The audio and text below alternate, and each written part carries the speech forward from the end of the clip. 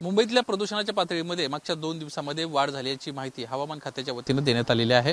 खरं तर ऑक्टोबर महिन्यामध्ये हवेची पातळी जर आपण पाहिली तर ती चांगली नोंदली गेली होती।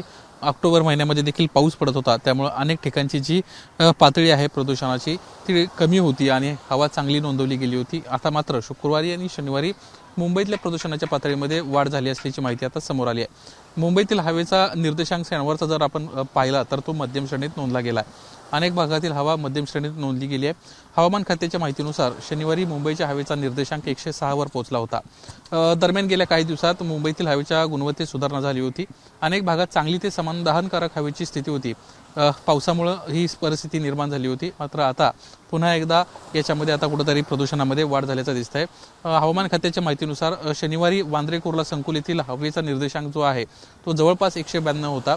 बोरिवलीमध्ये 120, चकाला अंधेरी 108, देवनारमध्ये 172, काटकोपरमध्ये 155, भांडूपमध्ये 113 अशा पद्धतीची वेगवेगळी ज्या नोंदी आहेत ते झाल्याचं पाहायला मिळालं होतं।